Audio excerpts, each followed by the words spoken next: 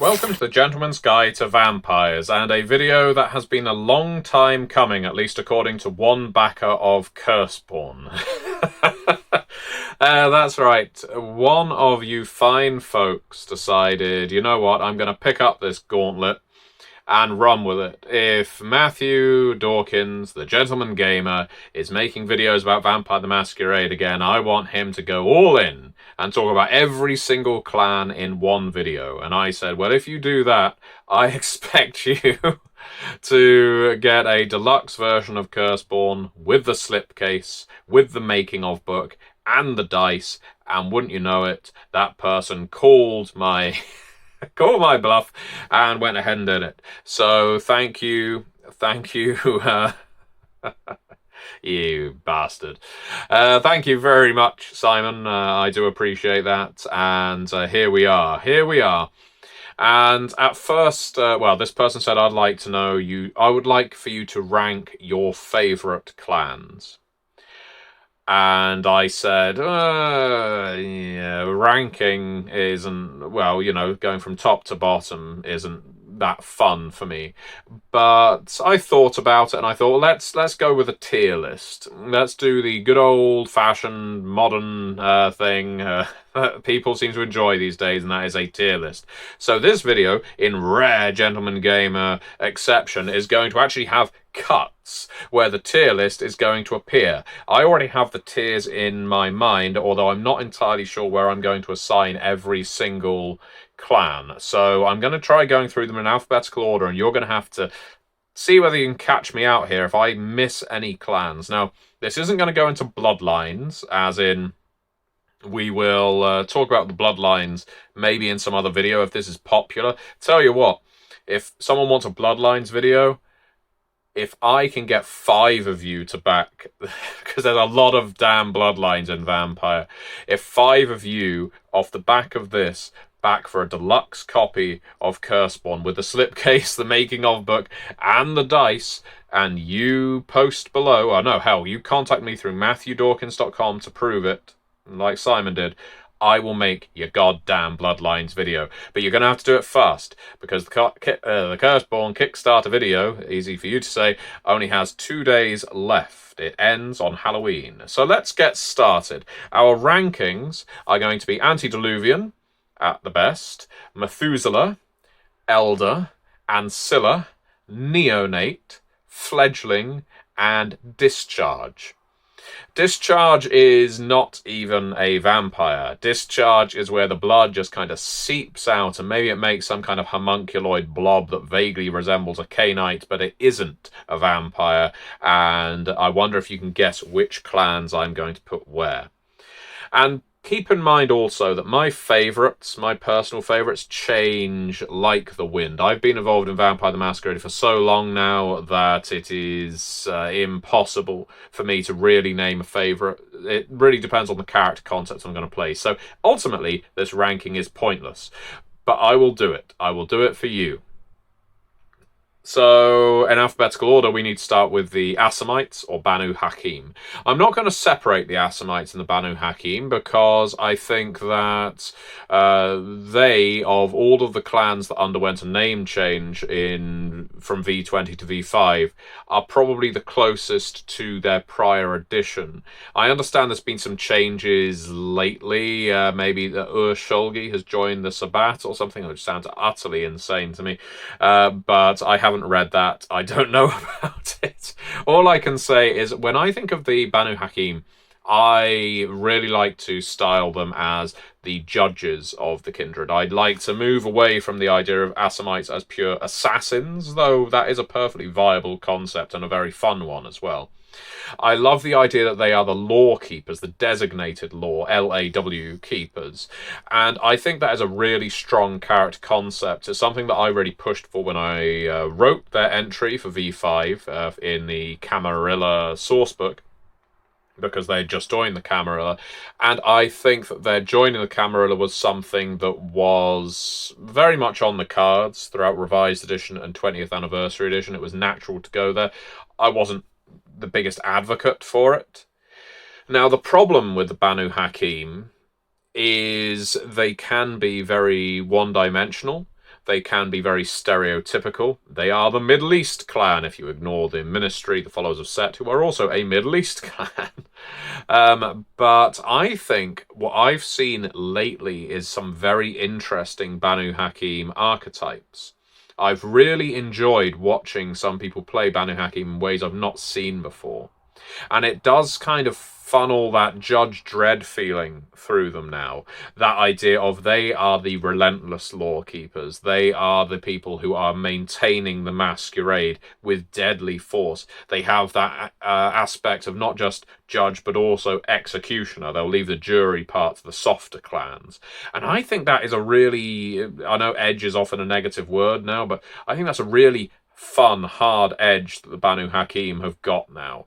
So where previously I doubt I would have put them much higher than neonates, because I think the Banu Hakim have often been done dirty by stereotyping, if not by law, L-O-R-E. I think that into V5 they are ascendant. I'm tempted to put them Ancilla, but for now I think I'm going to put them at Elder.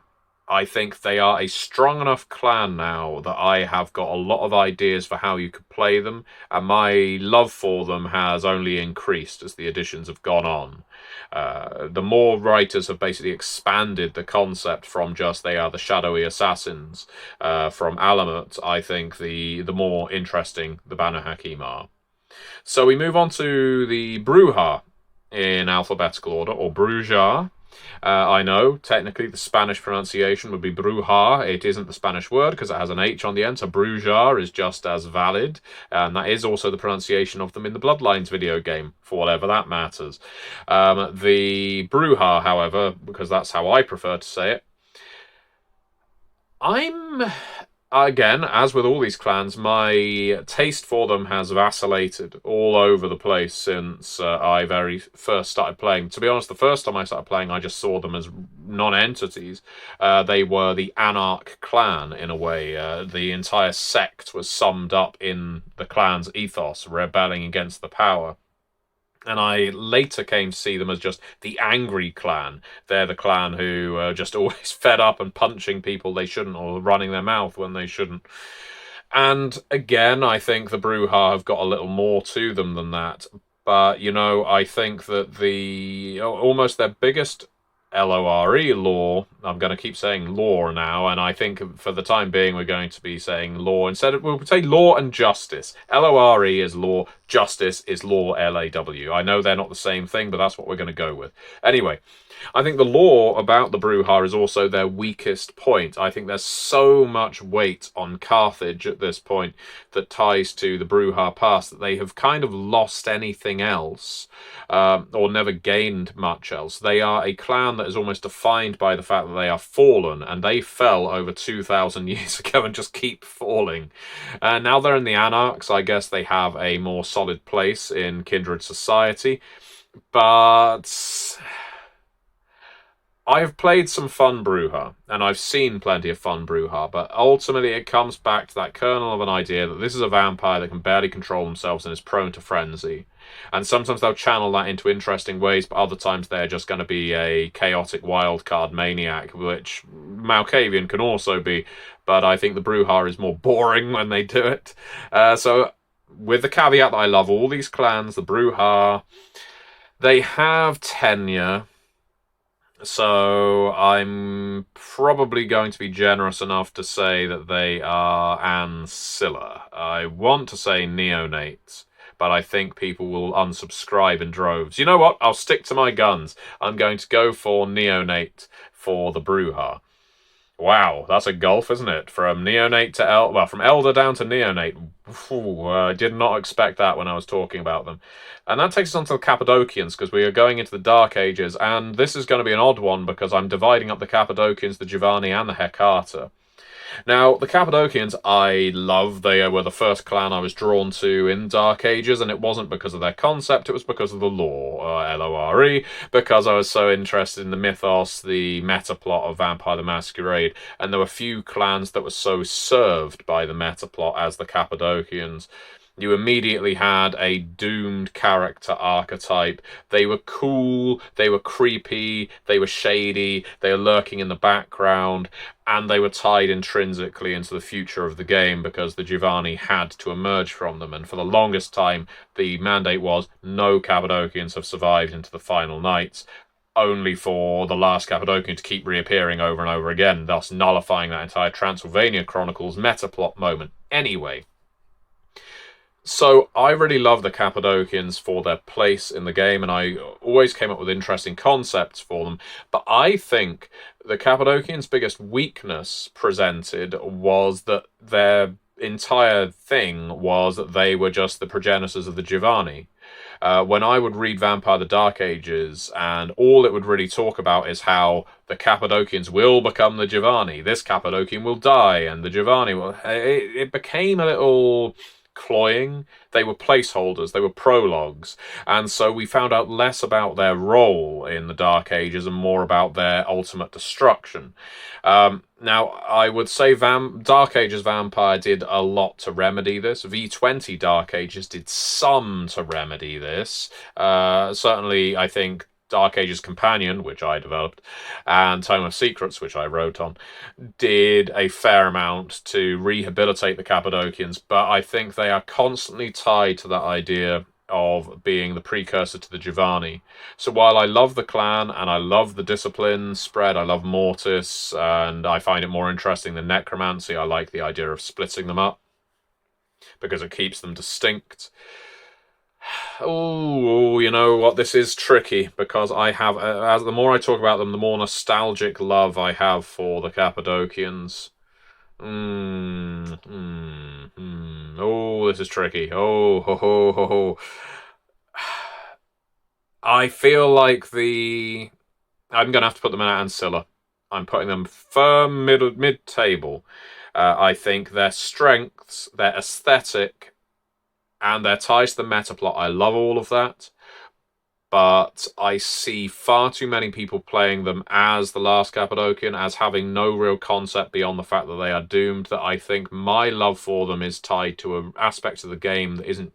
Not that my tastes have to be shaped by any others, of course. Oh, yeah, Ancilla. We're sticking with Ancilla. And I know I'm being cast to hell for this because for the longest time people always assume my Gentleman's Guide to Vampires character was Roger de Camden. May have been. Who knows? I don't think I ever went about naming him. But,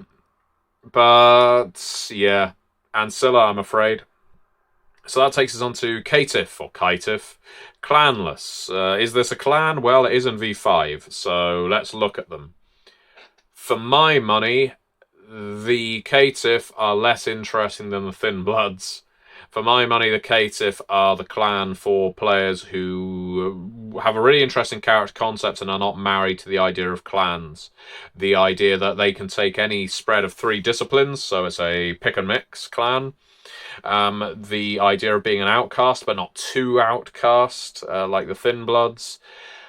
I don't mind the idea of it, but I also think that the Caitiff idea breaks down with some clans. The thing is, it makes sense that you could have a Toreador or a Tremere or a Ventru, potentially, not really, embrace someone and then just leave them and they don't know what their clan is. How does that work with the Nosferatu? How does that work with the Malkavians? How does it work when you have a curse, a bane, that is far more pronounced, I suppose? I'm not sure it does, is the thing. I don't think it does. And so I've never been a big fan of the Caitiff, and I don't see much in the way to redeem them in comparison to Thin Bloods. So I'm going to put the Caitiff all the way down as Discharge. Yes, we're pulling no punches. The Caitiff are Discharge. I see no redeemable qualities about the Caitiff. Your rebuttal in the comments below. Which takes us to the followers of Set. The followers of Set. I have always liked the followers of Set, and I mentioned in another video not long ago that the thing I like the most about the followers of Set is almost the thing that a lot of writers try to push away from. the idea that the followers of Set are corruptors, they are devils, they are Faustians, they are kindred that want to lure you into mistakes, into exploiting your weaknesses, to take advantage of you and ultimately control you in service to their dark deity. And in several books, especially the excellent clan book Followers of Set Revised, the idea became, no, they are trying to free you from your shackles. Yes, so that you could embrace Set, but so that you are free, so that you are truly, in a way, an anarch, which is why they ultimately become Ministry in V5.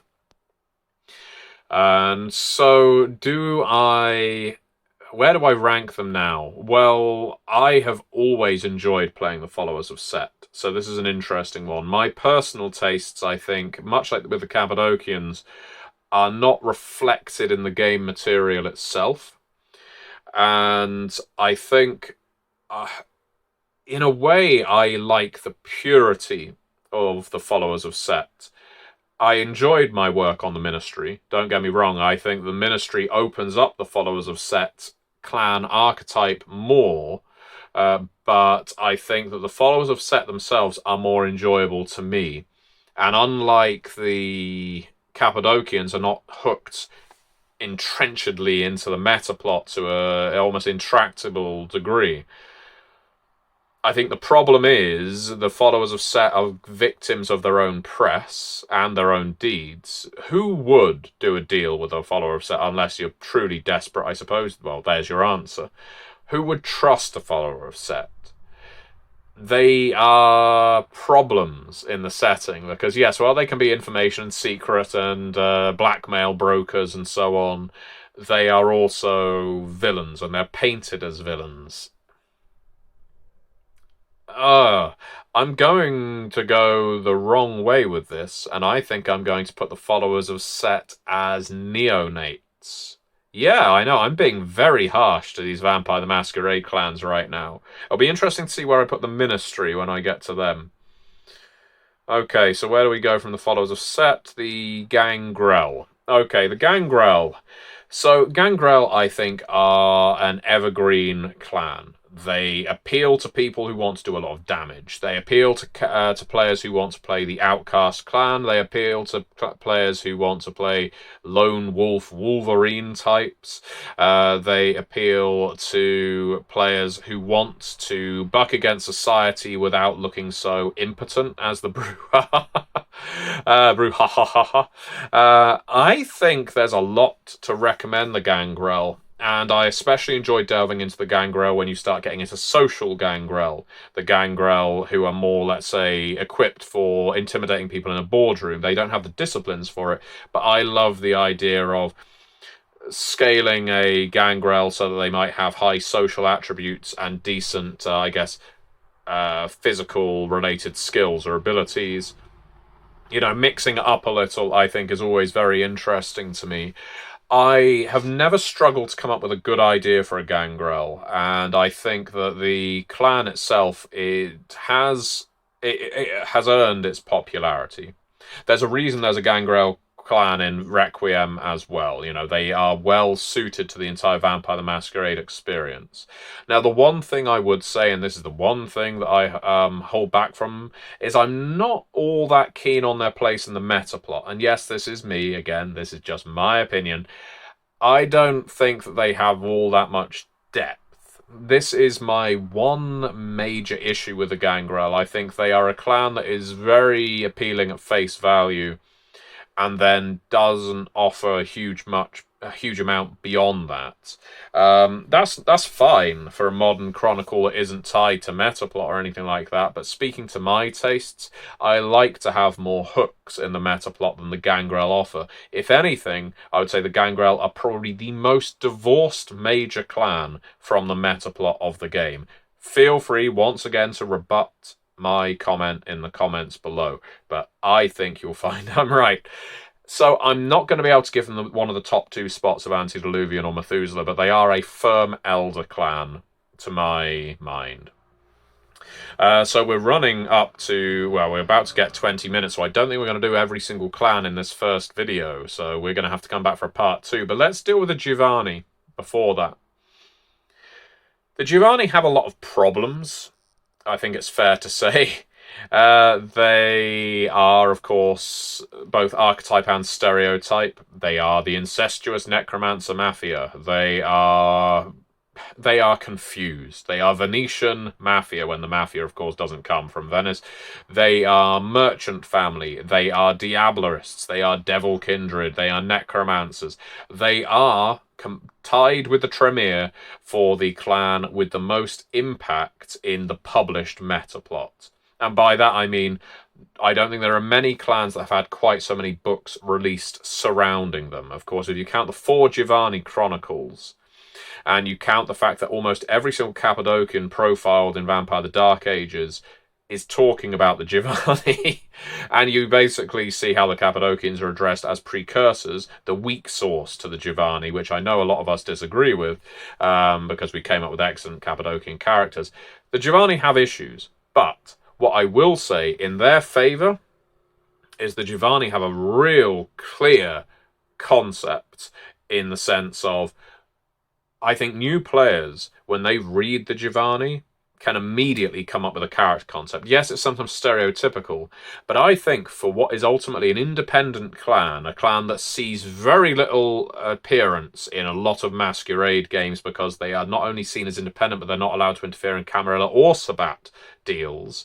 I think that aesthetically, they are a very clear clan. They are almost Ventru with the gloves off, or La Sombra with gloves half on, one glove on, one glove off. They are Prince. Oh no, it's Michael Jackson with one glove, isn't it? Anyway, so the Gvani are pulled this way and that. I love necromancy. I love their discipline spread. I love the clan history. I love the family dynamic of it. I mean, it's one of the things I love about Curseborn, the family dynamics, and we've got that almost contained within one clan in the Gvani, in Vampire the Masquerade.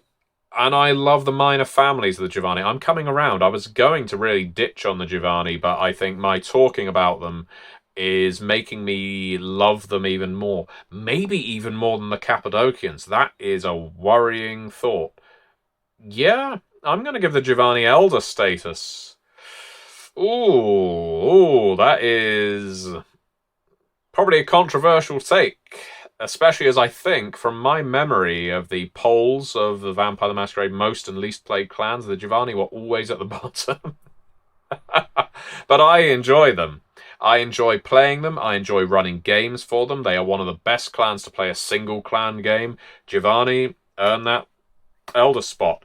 And that means, I think, for our halfway point, we're going to end with the Heata, which, of course, are Cappadocian and Gvani combined. Now, I've already done a very long video about the Heata, which you can find on my channel. My justifications for creating them, their place in V5, the journey that it's taken to get them there. The amount of feedback I've received about people who've enjoyed playing the Heata has been just so heartening. You know, it tells me, wow, people really like this. And yes, I know there's all these people who say, why would the Cappadocians join up with the Gvani when they hate each other?